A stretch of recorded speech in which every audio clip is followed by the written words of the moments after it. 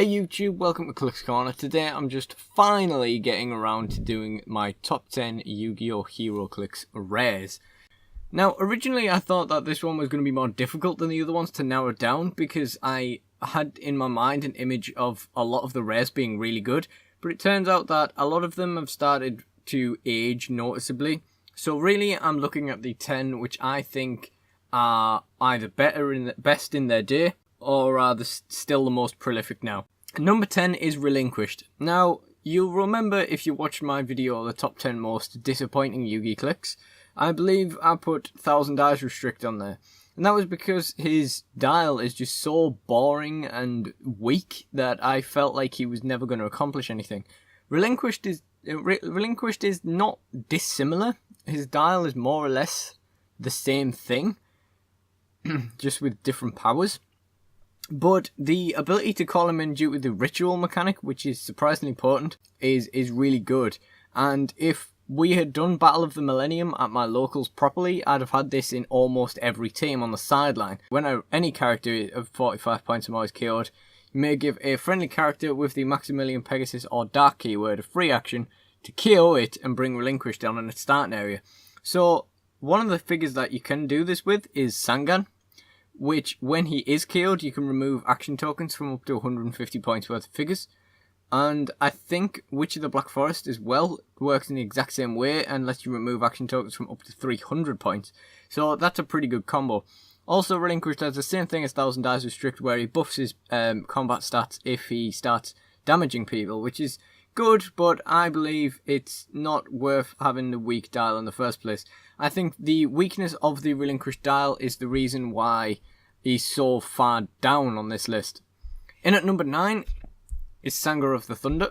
This is one of my favourite dials, I must confess, and he holds a very sort of special place in my heart for the day when I bought 2 Yugi boosters and an X-Men booster and pulled Proteus, Sanger of the Thunder and Mystical Elf. That's 2 super rares and a rare.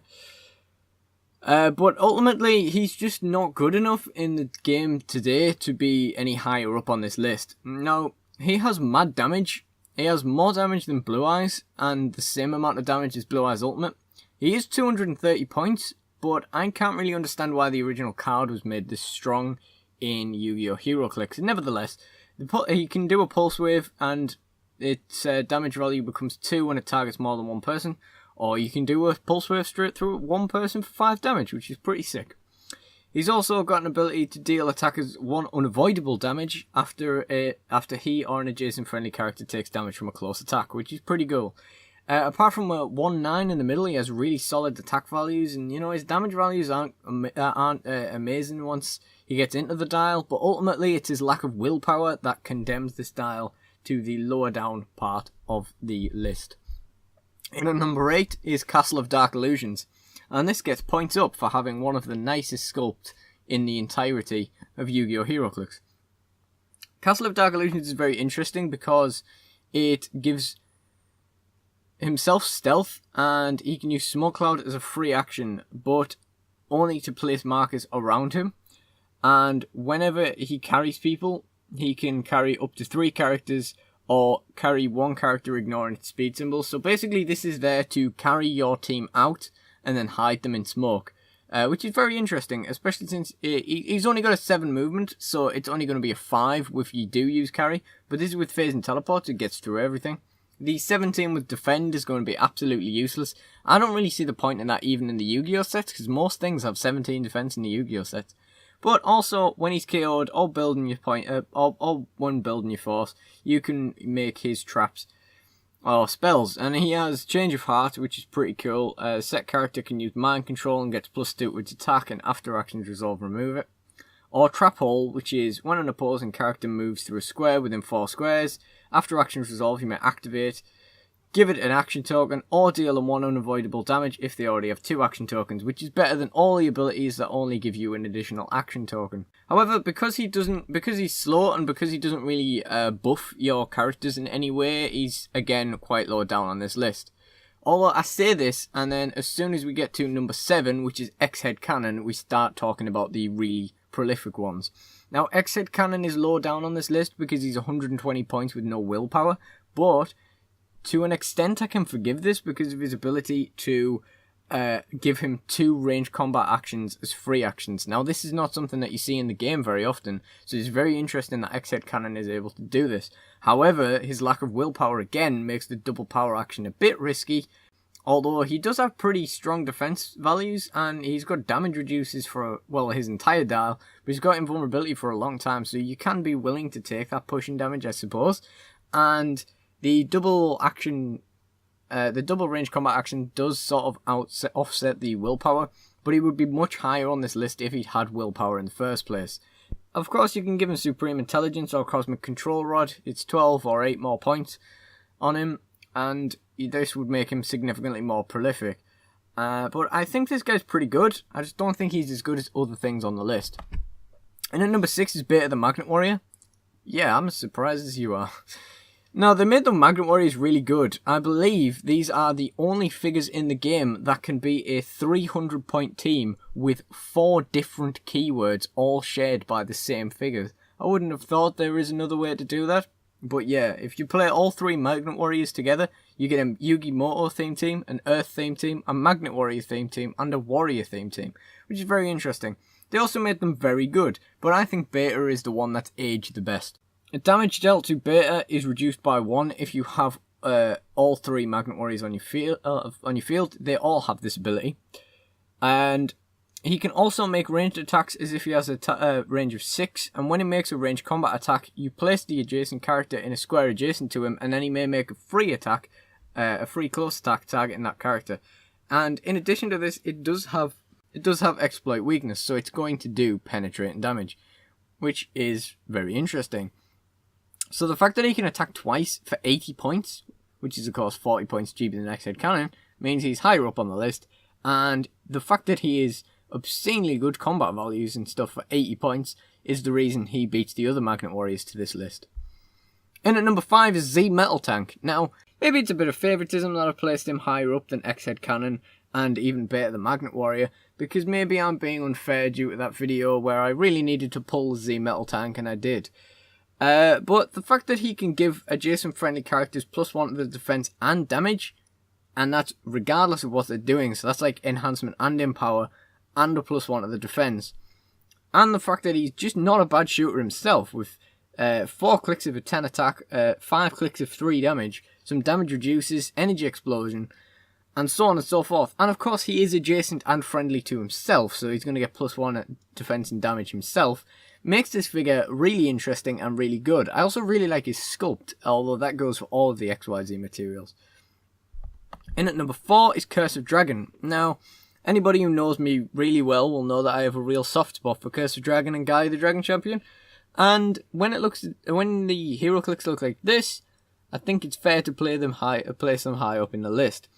The toughness might be a little bit weak for you for a 124 point figure, and the lack of willpower is again a massive off-put. But he does have hypersonic speed with a 4 damage and a precision strike, which is always good. And in the middle of his dial, he's got steel energy to heal back up. And when he does, he can choose combat reflexes or energy shield, and then he and adjacent friendly characters can use that power until your next turn, which is going to be really good because it's... I always say a pick a power of any level is always good, even if it's just picking between 2 powers, and this is one of those, because you can choose which circumstance it's going to be better for. Of course, he does drop into invulnerability in the middle of his dial, which is very helpful as well, reducing some more damage, and these defense powers are going to help with that toughness that I was just talking about.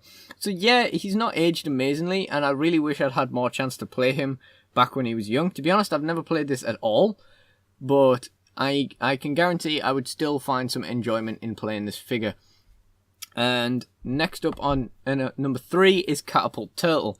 Now this is basically the same as Cannon Soldier, surprise surprise, but it's a little bit better. Because where Cannon Soldier TKs a friendly character and then makes the attack himself with a lock damage value of 2, Catapult Turtle can throw any character, fair enough, has to be below 120 points still, but then the character itself makes the close or range attack as a free action. Now, as well as this, there's no reason why you have to put that character anywhere near any friendly character. You can TK him adjacent to Catapult Turtle to make the shot and then get the enhancement from his from Catapult Turtle as well. This guy does suffer from a lack of willpower as well, But to be fair, this is offset by the fact that he's not going to be your main attacker, so it doesn't really matter so much. Unless you're wanting the TK like every single turn, it's not even going to be worth putting willpower on this guy. However, his high damage values, like 4s and 3s and enhancement, his tough damage reduces, and his decent attack values, as well as these abilities, make him very interesting. In at number 2 is Flame Swordsman. Now, they really went all out with Flame Swordsman, and I really like him. They've squished so much in, he's definitely going to be one of those figures that's always playable. So first of all, he's got Charge and Sidestep, which is good because he has got Close Combat Expert, which doesn't work with Charge, but does work with Sidestep. So if you've got the ability to use the Sidestep in and then Close Combat Expert instead for up to 5 damage, then that's going to be pretty sick. He's also Indomitable, which means he's got willpower, and which is one of the many complaints about a lot of figures on this list, which makes him more prolific than most of the figures on this list. Halfway through his dial, he gets Blades and Poison, and when he rolls a 5 or 6 with his Blades, damage dealt to the hit character is increased by 1, which means he can do 7 or 6 damage.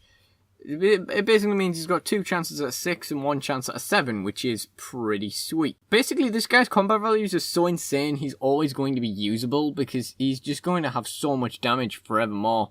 I mean, the 17 defense with toughness might mean that he can start getting squished in like the coming years and so forth. He might even get squished now. But the fact that his numbers are so high and his damage output is so good means he's probably going to be usable, you know, ever. And the warrior keyword gives him quite a lot of maneuverability. And then at number 1, speaking of warriors, is Gaia the Fierce Knight. Because he is the only high point rare who does have willpower, and he also has like mad damage.